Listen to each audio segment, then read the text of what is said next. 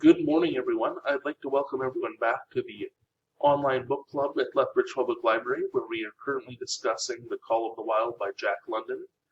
I hope everyone had a good week and they enjoyed reading chapters 3 and 4 of The Call of the Wild, and everyone is staying safe and healthy. So, just some housekeeping to start off with. In previous weeks, we posted all the discussion questions at once. And we're going to change that up a little bit. We're going to run a schedule of questions each week. We'll have 3 questions posed each week, and we're going to post them on Thursdays, Saturdays, and Mondays, just to give everybody a chance to focus on one question, and not have the added pressure of trying to answer all the questions at once. So we'll be starting that this week with a question being posed tomorrow. So this week we had to read chapters 3, The Dominant Primordial Beast, and chapter 4, Who Has Won the Mastership. Chapter 3, I think, really lived up to its name. We saw the action pick up big time, I think, compared to the previous chapters in the book so far. And I think from some comments, some people, especially on Twitter, mentioned that they thought the first 2 chapters were a little bit dark. This one lightens up a little bit. There's more action going on. Chapter 4 as well, sort of a little bit later, we see relationships starting to develop. But in terms of action, we see the starving huskies sort of attack Buck's sled team. They drive all the dogs off, fighting. They even go after Francois and Perrault, who are trying to defend the food that the team has so that they don't all starve. The team eventually fights them off. All their food is gone, but they do manage to survive. But it has the unfortunate impact of Dolly, one of Buck's teammates, appears to have gone bitten and has developed rabies. She ends up going mad and chasing Buck, and that ends unfortunately. The huge sort of incident in this chapter 3 is the final fight between Buck and Spitz.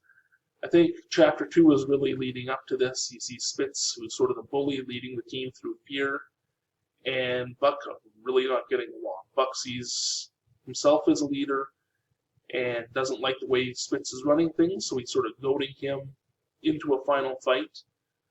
It's getting the rest of the teammates to sort of turn their back on Spitz, sort of trying to take that power away from him.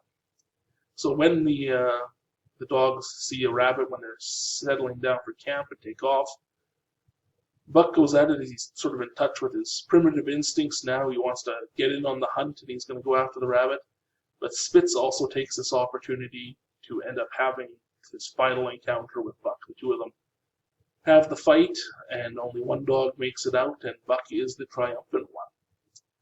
So that sort of leads into chapter 4, where we get to see Buck as the leader of the team. He seems to have a really positive impact on everyone. Everyone's working harder. They're making new goals and achieving them. They're averaging 40 miles per day now compared to what they were in comparison when they ran the 30-mile river. What used to take 10 days is now only taking 1 day. So we see a massive improvement there. We're told that they make a record run to Skagway. So there's the initial impression of Buck's leadership is that he's really going to be good for the team and help things out. In this chapter, we also get to see Francois and Perrault move on, which to me was a little bit disappointing. We're finally getting to see some characterization with these two, getting to know them a little better. They're involved in the story more. But they are suddenly shifted off, being reassigned to something else with the Postal Service, and we have a Scotsman who comes in who's now going to be running the team. We also see in this chapter that Buck's really getting in touch with his primitive instincts again.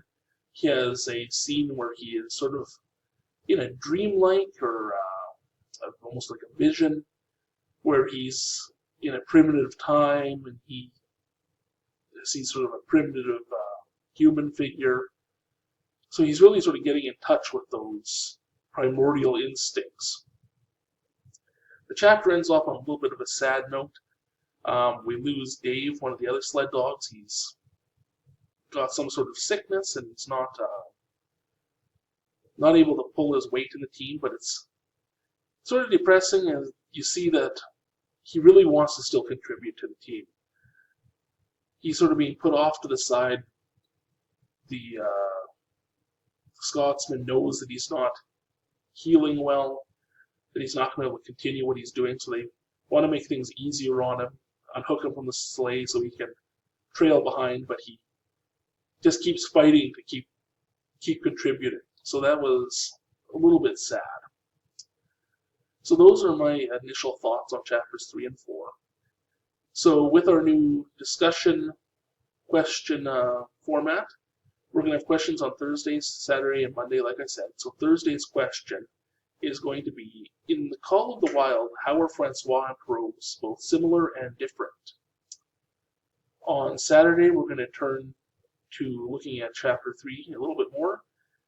And so at the end of chapter 3, how does the dogfight show that Buck is more creative than Spitz?